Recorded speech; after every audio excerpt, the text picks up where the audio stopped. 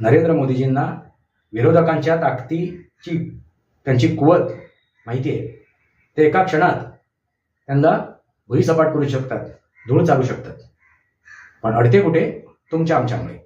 कारण आम्ही आमची सद्विवेक बुद्धी गहाण ठेवलेली आहे. हे ते वास्तव आहे. जे काय चाललंय ना, नरवणी वगैरे वगैरे, ते फक्त एक निमित्त आहे. त्याला कारण कोण आहात? तुम्ही आम्ही. हे वास्तव आहे.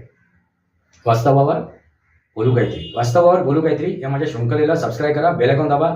माझे विचार पटत असतील तर लाईक करा आणि आपले विचार कमेंट बॉक्समध्ये मांडा. आपली मतं कमेंट बॉक्समध्ये मांडा. नमस्कार मित्रांनो, वंदे मातरम. वास्तवावर बोलू काहीतरी माझ्या शृंखलेमध्ये पुन्हा एकदा आपलं स्वागत. मी आपला मित्र राजेश वासंती सामाजिक किर्लोस्कर. मित्रांनो, संसदेमध्ये आणि संसदेच्या बाहेर जो काय ड्रामा चालू आहे, जे काय विषय आता तुम्हाला बघायला मिळत आहेत, ज्या प्रकारे हे विरोधी पक्षनेते आपला बिहेवियर, आपलं वागणं दाखवत आहेत, ते आपले विचार मांडत आहेत, ज्या प्रकारे ह्या देशाची इज्जत चव्हाट्यावर मांडतायत, हे पाहिल्यानंतर तुम्हाला सशक्त असं राजकारण पाहायला मिळते का? सशक्त असा विरोधी पक्षनेता किंवा विरोधी राजकारण पाहायला मिळते का? एकच उत्तर मिळेल, नाही. मित्रांनो, जे काय घडते आता संसदेमध्ये आणि संसदेच्या बाहेर, ते पाहिल्यानंतर मन विषीर्ण होते. मला मनाला त्रास होतो, दाह होतो. कारण ज्या प्रकारे हे राहुल गांधी किंवा त्यांचे चट्टेबट्टे ज्या प्रकारे जो माहोल क्रिएट करत आहेत, जी परिस्थिती निर्माण करत आहेत, जी स्थिती निर्माण करत आहेत, या देशाच्या प्रगतीमध्ये एक अडसर आहे. हे तुम्हाला दिसत नाहीत का? मित्रांनो, नरेंद्र मोदीजी मग राहुल गांधींवरती असा का हे करत नाहीत? त्यांच्या विरोधात का निर्णय घेत नाहीत? त्यांना अरेस्ट का करत नाहीत? त्यांचे हे थेरं का चालवत आहेत? त्याला कारण तुम्ही आहात. तिथे तुम्ही आम्ही म्हणजे ही मतदार राजा आहे, या देशाची जनता आहे. मित्रांनो, नुकतंच एक UGC म्हणून एक कायदा अंमलात आणला होता आणि तो कायदा अंमलात आणल्यानंतर त्याच्यावरती आक्षेप नोंदवला गेला आणि तो सुद्धा कोणी तर उच्चवर्णीयाने. त्या कायद्याचं व्यवस्थित वाचन न करता, तो कायदा व्यवस्थित समजून न घेता त्याच्यावरती आक्षेप नोंदवला होता. तिथे असं जे काय मुद्दे मांडले होते, 5 मुद्दे, तिची समिती नेमण्यासाठी, त्या 5 मुद्द्यांमध्ये असा कोणताही गौण विषय नव्हता. मित्रांनो, उलट पक्षी त्या 5 मुद्द्यामधील 4 मुद्द्यांमध्ये कुठेही असं लिखित नव्हतं किंवा कुठेही त्याच्यात उच्चार नव्हता की जे काय ओपन कॅटेगरीतले आहेत, खुल्या वर्गातली जे आहेत, ते आपलं गुन्हा नोंदवू शकत नाहीत. त्यांच्या विरोधात जे घडलेलं आहे त्याच्या विरोधात ते जाऊ शकत नाही. किंवा ह्या 4 मुद्द्यांमध्ये खुल्या कॅटेगरीतला, खुल्या वर्गातला माणूस, व्यक्ती काय करू शकत नाही? न्याय देऊ शकत नाही. त्या समितीमध्ये खुल्या वर्गातलाही एखादी व्यक्ती त्या समितीमध्ये येऊ शकत होती. असं सरळ साधा गोष्ट होती, असं सरळ साधा विषय होता. फक्त तो मोगम विषय होता. एका त्याच्या मुद्द्यामध्ये ST, SC, OBC असा उल्लेख झालेला आहे एका मुद्द्यामध्ये. याचा अर्थ सगळेच मुद्दे त्या अनुषंगाने आहेत असं नव्हतं ना. मग याच्यावरती गदारोळ जो उठवला ना त्याने, खुल्या वर्गाने, याच्यातूनच एक संदेश गेला, एक गोष्ट निदर्शनात आली की नरेंद्र मोदीजींच्या सोबत कोणी नाहीये, त्यांच्यावरती विश्वास कोणाचाही नाहीये. जो तो आपला मतलब साधतोय, आपलं हित साधतोय, आपल्या मतलबासाठी नरेंद्र मोदीजींना साथ देतोय. त्यांना देशाशी, त्यांना या राष्ट्राशी काही लेणं देणं नाहीये. कारण जर तो विश्वास असता, गेल्या 10-11 वर्षात नरेंद्र मोदीजींनी जनतेसाठी काय दिलंय, या नागरिकांसाठी काय केलंय, या राष्ट्रासाठी काय केलंय, या देशासाठी काय केलंय, याचा जर पडताळा पाहिला असेल तर नरेंद्र मोदीजींनी आपलं आयुष्य वेचलेलं आहे. तर त्या आयुष्याची किंमत आम्ही लगेचच देऊन टाकली, नाही का? मग नरेंद्र मोदीजी असे कोणते निर्णय घेऊ शकतात का? आज विचार केला आणि उद्या घेतला, नाही घेऊ शकत. त्यांना 10 वेळा विचार करावा लागतो. तो निर्णय घ्यायला 370 कलम हलवण्यासाठी सुद्धा अनेक उपाययोजना योजावे लागले, रणनीती आखावी लागली, एक वेळ घालवावा लागला, वेळ द्यावा लागला, ती परिस्थिती निर्माण करावी लागली आणि त्यानंतर तो 370 कलम रद्द करण्यात आला. मित्रांनो, तेवढं जर सोपं असतं या भारत देशामध्ये तर ते एका रात्री एका दिवशीच संपुष्टात आलं असतं.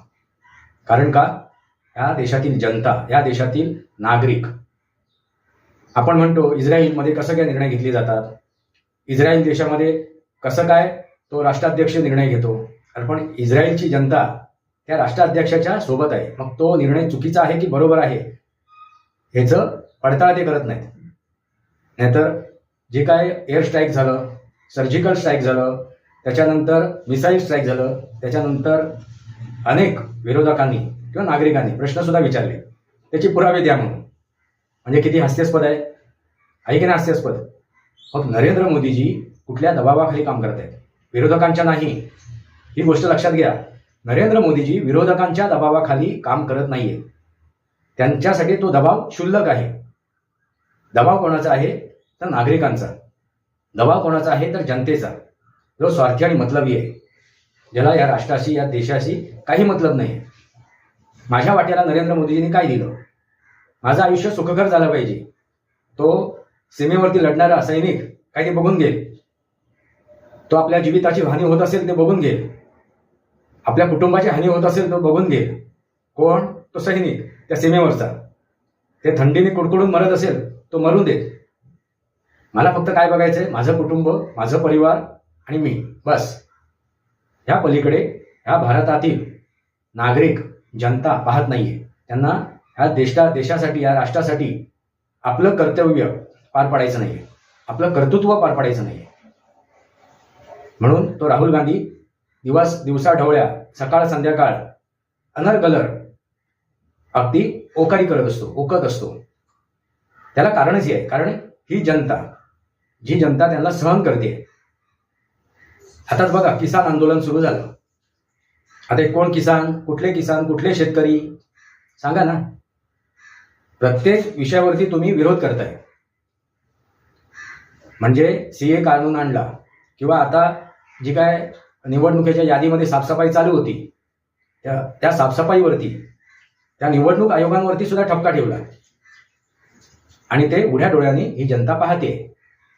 म्हणजे मला सांगा, जनता उत्स्फूर्त विरोध करायला रस्त्यावर उतरली का? जसं त्या युजीसीला विरोध करायला ही जनता रस्त्यावर उतरली, तशी जनता या विरोधकांच्या विरोधात उत्स्फूर्तपणे रस्त्यावर उतरली का? नाही उतरली. त्यांना फक्त आपल्या स्वार्थाचं मतलब आहे, आपल्या हिताचं मतलब आहे. मतलबी जनता आहे. मग अशा मतलबी जनतेसाठी सुद्धा ते नरेंद्र मोदीजी आपलं आयुष्य वेचतायत आणि ते सहन करतायत. तो मूर्ख नाही आहे राहुल गांधी. तो एक षडयंत्री आहे, तो पाताळ यंत्री आहे. ज्याला डीप स्टेट म्हणतात, तो पाताळ यंत्री आहे. वेडा बनून पेडा खातोय तो. मी त्याला पप्पू म्हणणारच नाही, त्याला मी बावळट मूर्ख म्हणणारच नाही. तो शातीर दिमागचा आहे. त्याला माहिती आहे ही जनता कशी आहे. ही जनता मूर्ख आहे, बावळट आहे, ही स्वार्थी आहे, मतलबी आहे, हे त्याला माहिती आहे. मग अशा जनतेमध्ये वावरताना कितीही मोठे सेनानी येऊन देत, त्यांना आपण खोटं नरेटिव्ह सेट करून आडवा पाडू शकतो. कारण 2024च्या निवडणुकीमध्ये ते दाखवून सुद्धा दिलं या राहुल गांधींनी. खोटं नरेटिव्ह, संविधान बचाव, लोकतंत्र बचाव, नाही का? आणि तुम्ही त्यांना मतदान सुद्धा केलं. आणि 99-100 कमी होता, त्यांचे उमेदवार तुम्ही निवडून आणलेत. आता कोणी निवडून आले? तुम्ही. आणि 240 पर्यंत कोणी रोखलं? राहुल गांधीने नव्हे, विरोधकांनी नव्हे, तर तुम्ही. कारण त्यांनी आव्हान केलं होतं नरेंद्र मोदीजींनी, अबकी बार 400 पार. तो 400 पार आकडा तुम्ही मिळवून दिलात का? नाही दिलात ना. संशय निर्माण केला तुमच्या मनात, तुमच्या मनात संभ्रम निर्माण केला, तुमची दिशाभूल केली. आणि त्यात तुम्ही काय केलं? सद्विवेक बुद्धी कुठे ठेवली? यांच्या चरणी ठेवली. तुम्ही गुलाम झालात, चाटुकार झालात, सतरंजी हंतरणारे झालात. आणि तुम्ही 240 पर्यंत नरेंद्र मोदीजींना रोखलं. हे जे काय चालू आहे ना तमाशा, संसदेमध्ये किंवा संसदेच्या बाहेर किंवा रस्त्यावरती, त्याला कारण विरोधकांची ताकद नव्हे. त्याला कारण नरेंद्र मोदीजींनी हार स्वीकारले म्हणून नव्हे. त्याला कारण तुम्ही आम्ही आहोत. नरेंद्र मोदीजींना विरोधकांच्या ताकदीची, त्यांची कुवत माहिती आहे. ते एका क्षणात त्यांना भुईसपाट करू शकतात, धूळ चालू शकतात. पण अडते कुठे? तुमच्या आमच्यामुळे. कारण आम्ही आमची सद्विवेक बुद्धी गहाण ठेवलेली. हे ते वास्तव आहे. जे काय चाललंय ना, नरवणी वगैरे वगैरे, ते फक्त एक निमित्त आहे. त्याला कारण कोण आहात? तुम्ही, आम्ही. हे वास्तव आहे. वास्तवावर बोलू काहीतरी या माझ्या शृंखलेला सबस्क्राईब करा, बेल आयकॉन दाबा. माझे विचार पटत असतील तर लाईक करा आणि आपले विचार कमेंट बॉक्समध्ये मांडा. आपली मतं कमेंट बॉक्समध्ये मांडा. तुर्तास इतकंच. भारत माता की जय. वंदे मातरम. जय भारत, जय महाराष्ट्र, जय सनातन.